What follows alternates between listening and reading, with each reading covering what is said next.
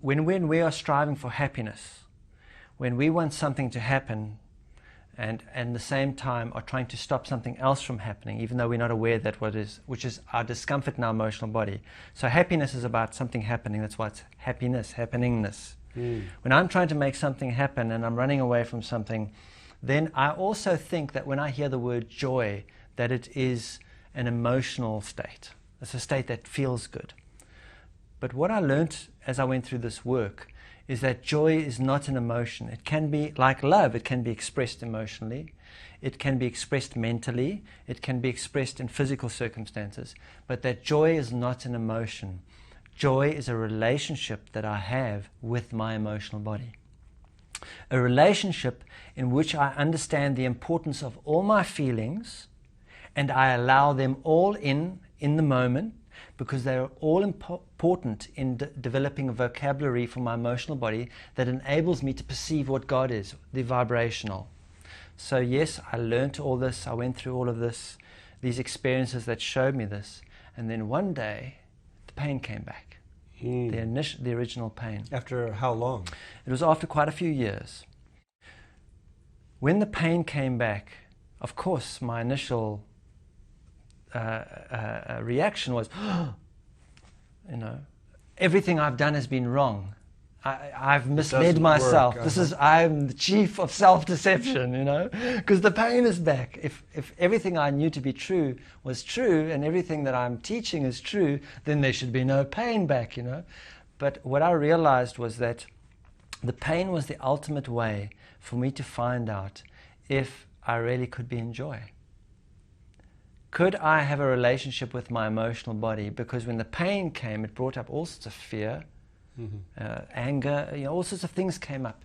Could I allow myself to remain in the moment and not run away from the moment, even though the pain had come back? And so the pain was a defining moment in showing me that everything about my experience is what God is to me. Everything about my experience is what God is, especially in the feeling realm. All the feelings are necessary. There isn't a feeling that I should shut out and a feeling that I should keep in, a feeling that I should go for and aim for, and a feeling that I should run away from. That is in search of happiness, which creates great unhappiness. The pursuit of happiness creates nothing but a culture of unhappiness. Exactly. Joy, on the other hand, is entering a state in which I'm open to all feelings, knowing that they all have a place in my experience and a place in deepening my experience. So one could say that the momentary return of that pain was a defining moment, because it enabled me to put my insights and my tools really to the test and see, can I go through this? Or am I going to push it away? Or am I going to have a judgment? What am I going to do with this? And going through the pain, which lasted a couple of months, it stayed there until I really got that.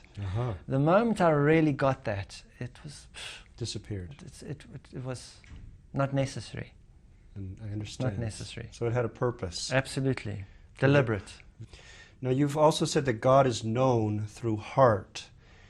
Do you mean to say that the most direct access to knowing God is through our feelings? I would say it's the initial experiential encounter is through the feeling body. It's through the feeling body. So if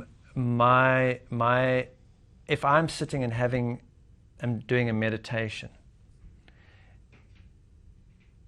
feeling the presence is what makes it a profound meditation for me, feeling the presence. If I don't have any feeling, I can justify mentally that there is no such thing as a God. I can discuss God all I want.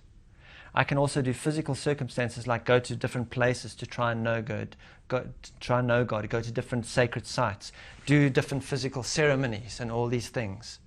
But even if you go and speak to, for example, a serious Buddhist, a devout Buddhist, that Buddhist will tell you that all the ding, ding, ding, ding, ding, the dress, the ritual, the ceremony is what it takes to ground the feeling of God. So all those things are done to get the feeling. So in many ways, even the word God is so emotionally charged and has so much ideology around it that it's a difficult word. So for me, I prefer the word vibrational, because vibrational gives me a sense of what it is. It's something that I can begin to feel. And when I develop a greater sense of it, I may be able to see that vibration and hear it. So the three ways of interacting with God in my journey are, first, to be able to feel it, which is opening of my heart. And then at some point, when that language is developed enough, I have absolute faith in my process that I will be able to see it and see and hear it too. In other words, the sound and light are the same vibration. They're all vibrations. Feeling it, seeing it, hearing it are all different ways of interacting with the vibrational realm.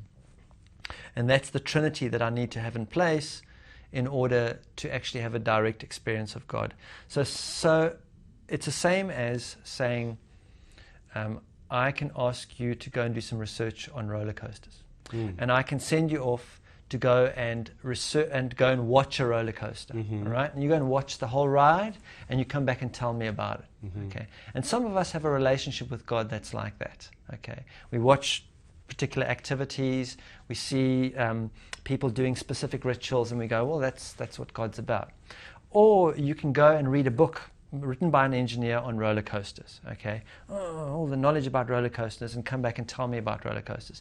And some of us have that interaction with God too, which is we have a very mental interaction. Oh, I understand God, and I understand oneness and unity consciousness and all these concepts, okay?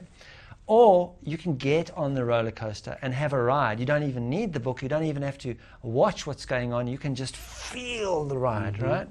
That person will have a more direct experience of a roller coaster than the one watching it or the one and reading about it. Yes, and for me, the direct experience requires feeling component.